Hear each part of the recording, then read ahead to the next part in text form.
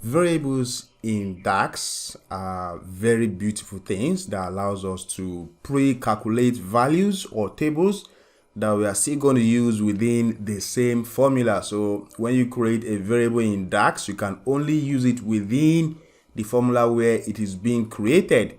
And you always start creating variables by using the keyword VAR. VAR as in VAR, not video assistance referee, followed by the name of the variable and an equals to sign.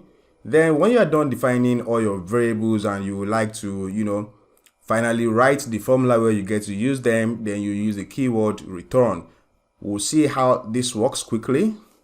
So let's say I create a report on, let's say, sales by city. So let's bring up revenue and bring up city. So let's just make this a table visual so we can see what's happening here. And I'm going to increase the size.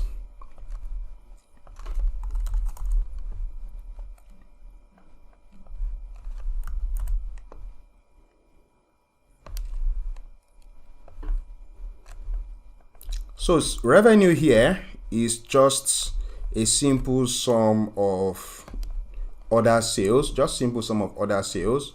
Let's just imagine, it doesn't have to make sense. We are just trying to, define concepts. So let's just imagine that we want to say that for any time the revenue is greater than 100,000, let the number be halved.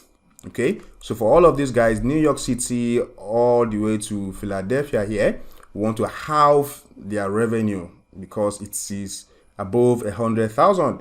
So we have to use the if function to do that, isn't it? So we basically would want to do something like this. So instead of just saying sum of other sales, we would say if the sum of other sales. So if first argument is logical test, which is this. So if this thing here is a logical test, sum of other sales is greater than 100,000. So if it is greater than 100,000, comma, results if true, we want it to be halved, we want it to be that divided by 2, right? So that means we are going to say you should do the half of the sum instead. So that's like saying another sum rather.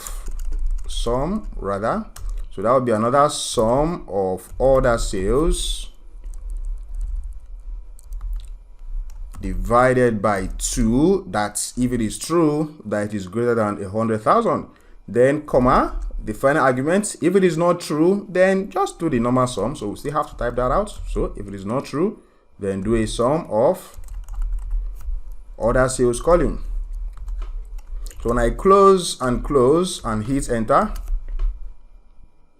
you can see that those guys have now been halved. So their figures have been halved from what it used to be.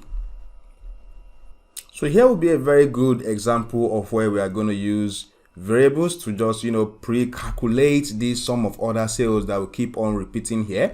So variables just makes our formulas easier to write because we, pre-calculate things that seemingly make the whole formula look very complicated. So I'm just going to clean all of these guys now and I will try to think about the things I need. So things I need are, I need to have the sum of my revenue for one. Then I also need to have the half of that amount such that when I check if the first one, which is the sum of revenue, is greater than 100,000, then let it give me the half of the value. If not, it should just return the normal sum, right? So I can define my variables by starting with the keyword var, then equals to, first thing I need is, var, then I'll put the name of the variable. So let's call this revenue.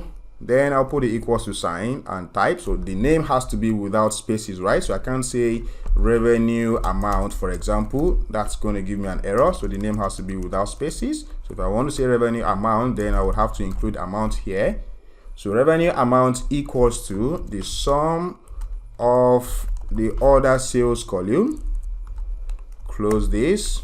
That's one variable. Then I can go to the next line and define the next variable as var I'll say half revenue amount, that's half of the amount above, is going to be equals to the one I've already defined before, revenue amount. You can see it with an XY icon denoting that it is a variable.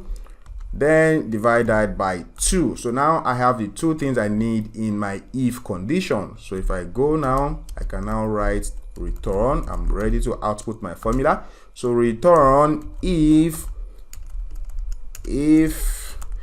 first argument is logical test. What do I want to check? So I want to check if revenue amount, which is a variable, is greater than 100,000. And if it is true, just give me the half of that amount, which is also a variable I've defined above there. And if it is not true, then return the revenue amount. So this is much simpler and is also easier to read than the very verbose one that was written earlier.